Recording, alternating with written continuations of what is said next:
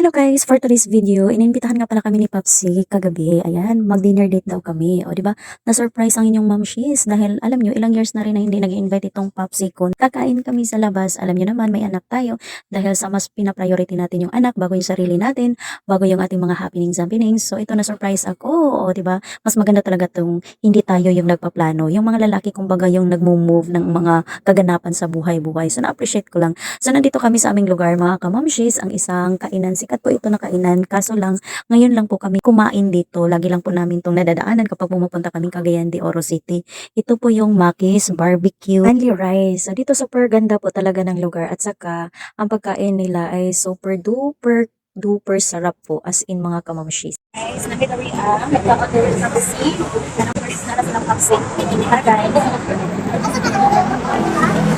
Hi, kaway siya. Sige, ito na mag-cheese. Hi, ito na mag-cheese. Diyan. Meron po si Patsy.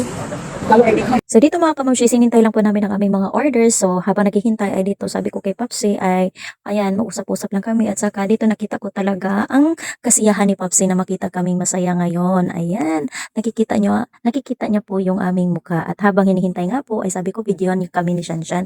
At saka mag-picture for the memories na rin po maliban dito sa video ginawa namin. O di ba? For the memories talaga, ito yung mga bagay na pwede natin balikan. O di ba? At least hindi namin ito makakalimutan. Ito yung mga panahon kung kailan si Popsi ay nag-effort ng bongga, o, di ba?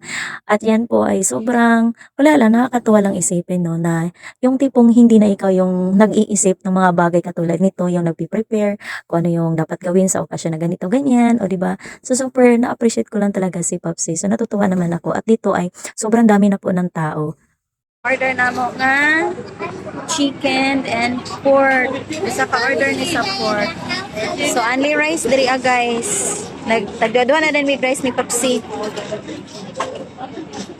Oh, well, let's eat guys. At syempre, bago simulan ang paglafang o ang pagkain, ay huwag kalimutan magpasalamat sa Panginoon dahil sa Kanya nangyayari ang lahat. O, di ba? Napakasarap ng kanilang barbecue. Wala akong masabi kasing sarap po ng Mang Inasal. O, Nax. O, diba? Kain na kayo dito sa Maki's Barbecue Only Rice.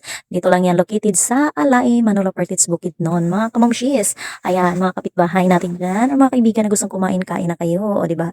Super sarap po. So, first time namin makakain dito, guys. And then, sobrang sarap po talaga. O, diba? Walang pakeme-keme at kung ano mang kaitsyusan. Masarap po talaga. Feel ko parang marinated yata yung ano nila ha, between pork and chicken, mas gusto ko yung lasa ng chicken, as in, nalalasahan mo talaga ng bonggang-bongga ang kanilang barbecue. At dito nga mga kamamsis, habang kumakain kami, nakita ko ang aking kaibigan ni si Cleofie. Ayan, mother to ng schoolmate ni Shanshan sa kanilang school. O diba, ayan mga kamamsis. So natutuwa naman ako. At dito habang kumakain kami, ayan, sobrang dami ng tao, maraming nag-aabang. So sabi ko kay Papsi, bilisan ng pagkain. At ito na nga po, for the shortcut, ayan, natapos na. At syempre, pagkatapos namin kumain, napakasarap ng pagkain, ayan. So syempre, with the rides.